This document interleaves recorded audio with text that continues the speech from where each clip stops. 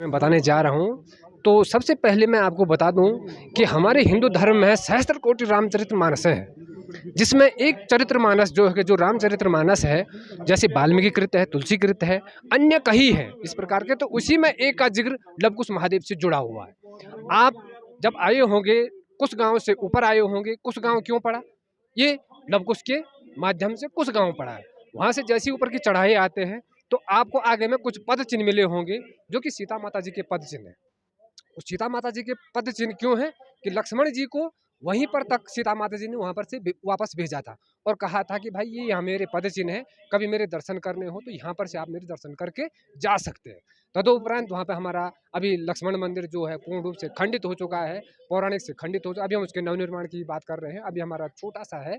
तो वहाँ से हम ऊपर आते हैं, जैसे ही हम आते हैं तो हमारा यहाँ पर पड़ता है महड़, जो हमारा एक रेवनो गांव है, ग्राम पंचायत भंगोटा का रेवनो गांव है, और ग्राम पंचायत भंगोटा और महड़ में दोनों गांव क्या है कि महर वंश से जुड़े हुए हैं। इस वास्ते ये महड़ पहले से ही ऐतिहासिक रहा है। तो यहाँ पर उसके बाद सीता माता जी यहाँ आई, यहाँ पे वाल्मीकि आश्रम, यहाँ पे वाल्मीकि आश्रम को बताया जाता है हमारे बुजुर्गों के द्वारा, वाल्मीकि आश्रम की इसको संज्ञा दी गई है। तो यहाँ पे आने के बाद सीता माता जी यहीं पे रही, और यहाँ रहने के बाद कुछ दिनों के बाद, कुछ समय के बाद माता का प्रसव होता है। प्रसव होने के बाद लव और कुश का जन्म होता है। लव और कुश के जन्म होने पर यहाँ पर बताते हैं कि उन्हीं के द्वारा स्थापित ये शिवलिंग की स्थापना हुई है। और जब स्थापना हुई तो किसी को पता नहीं चला। तो महर वंश के जो लोग थे वो यहाँ पे रहते थे, तो बताते हैं कि एक गाय परमानेंट आकर के यहाँ पे अपना दूध डाल देती थी। दूध डालने के बाद 2 दिन हुआ, 4 दिन हुआ, इसी प्रकार वो बताते रहते हैं कि भाई कई दिनों तक गाय दिखती रहती है, अरे जा रही है दूध डाल के आ जा रही है, जा रही है दूध डाल के आ जा रही है। तो उसमें क्या हुआ, तब एक बुजुर्ग ने देखा जो कि हमारे महर वंश से थे, तो उन्होंने देखा कि हकीकत में यहाँ क्या है। तो वो आए, तो उसके बाद उन्होंने देखा कि यहाँ ये दूध डाल रहे हैं, और प्रत्येक दिन उन्होंने कहा डाल रहा, पत्थर में डाला, कोई बात नहीं, क्योंकि उस समय तक धर्म की उतनी महानता नहीं थी। कम लोग इस चीज़ को जानते थे, अपने काम से लोग मतलब रखते थे, क्या डाल ली तो डाल ली है। जब देखा कि धीरे धीरे ये पत्थर बढ़ता जा रहा है, बढ़ता जा रहा है, तो जब पत्थर को जब पूर्ण हो गया, तो तब हमारे ही बुजुर्ग रेस में थे, उनको उस का पता चला। वो नौजवान थे उस समय, नौजवान हमारे दादाजी हैं रिश्ते में। तो वो पता चला उनको, तो उनने उसको एक छोटा सा रूप दिया, पहले बचपन का रूप, और बचपन के बाद में इसको भव्य निर्माण में दिया। आज जो ये सिद्धपीठ है, मेरे संज्ञान से इस मठ के अंदर जिसने भी पुत्र प्राप्ति के लिए अगर वरदान मांगा हो, तो वो यहाँ से विफल नहीं गया है। मैं रिकॉर्ड की बात तो नहीं कर सकता हूँ, मेरे सानिध्य में लगभग लगभग ये मानो का आपकी 20,000 लोग यहाँ से अपनी मनोकामना पूर्ण कर चुके हैं।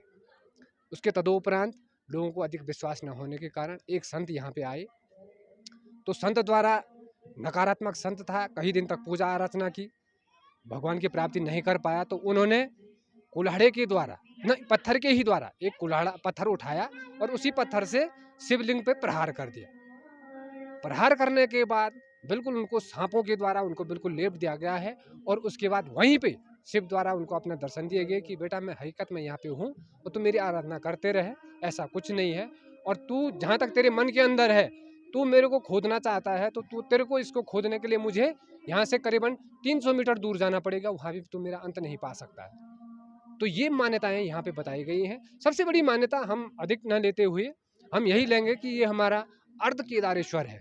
आप कभी भी वो बद्री धाम गए, केदार धाम गए हों, तो आप देखना उसकी जो हमारे केदार में है, और उस शिवलिंग की और इस शिवलिंग की लगभग लगभग एक आकृति बनी हुई है। तो इस आकृति को आप मद्देनजर रखिए कि हम इसको अर्ध केदारेश्वर के नाम से भी जान सकते हैं। और जो हमारा जो ये मठ है, जो ये यहाँ पे हमारा लवकुश महादेव है, मैं गारंटी के साथ कह रहा हूँ कि जिस किसी ने भी अगर पुत्र की प्राप्ति की हो, संतान प्राप्ति के लिए संतान की प्राप्ति की हो यहाँ पे, तो आज तक विफल नहीं गया है। ये यहाँ की एक बहुत बड़ी महत्ता रही है। जिस किसी भी भक्त ने जिस प्रकार की अगर मनोकामना मांगी है, उसकी हर मनोकामना पूर्ण हुई है। नहीं तो भाई यहाँ पे इतने लोग जुड़ते नहीं।